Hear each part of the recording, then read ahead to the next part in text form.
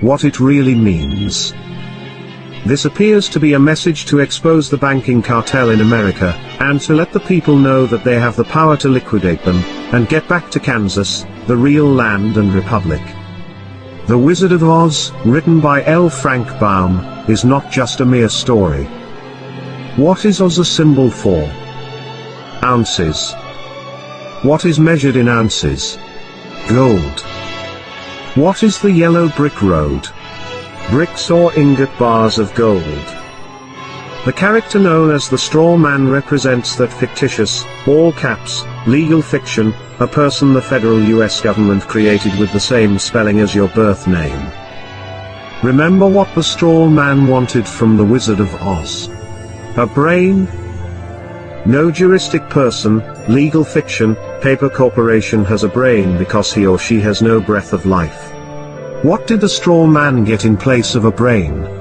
A certificate, a birth certificate for a new legal creation. He was proud of his new legal status, and all the other legalisms he was granted. Now he becomes the epitome of the brainless sack of straw who was given a certificate in place of a grain of common sense. Now, what about the Tin Man? Does taxpayer identification number, TIN, bring anything to mind? The poor Tin Man just stood there, mindlessly doing his work until his body, literally seized up and stopped functioning. He worked himself to death, because he had no heart or soul. He's the heartless and emotionless creature, robotically carrying out his daily task as though he were already dead.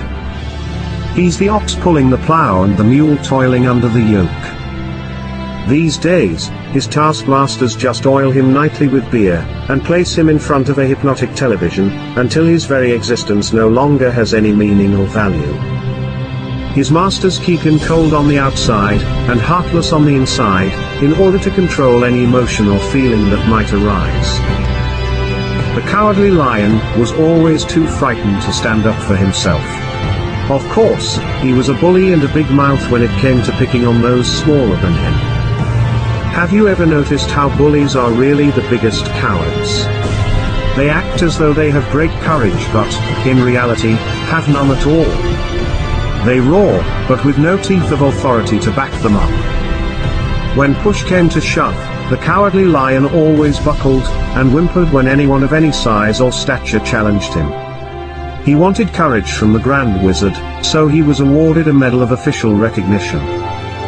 Now, although remaining a coward, his official status allowed him to be a bully, but with officially recognized authority, and not at all unlike the attorneys, who hide behind the courts. What about the trip through the field of poppies? Did you notice how this had no narcotic effect on the Straw Man who had no brain, or the Tin Man with no heart or soul? They weren't real people, so drugs could not influence them. The Wizard of Oz was written at the turn of the century, so how could the author have known America was going to be drugged? The Crown has been playing the drug cartel game for centuries. Just look up the history of Hong Kong and the Opium Wars. The Crown already had valuable experience conquering all of China with drugs, so why not the rest of the world? What was the Emerald City? The Federal Reserve System.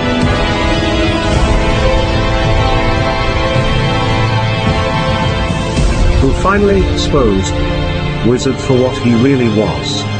Toto, the cute and somewhat annoying little dog.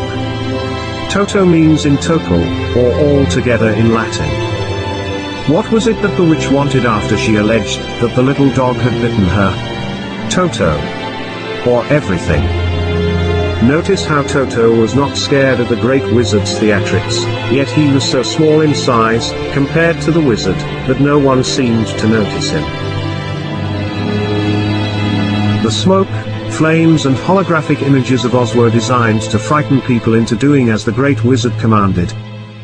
But Toto simply padded over, started barking until others paid attention to him and came to see what the barking was about.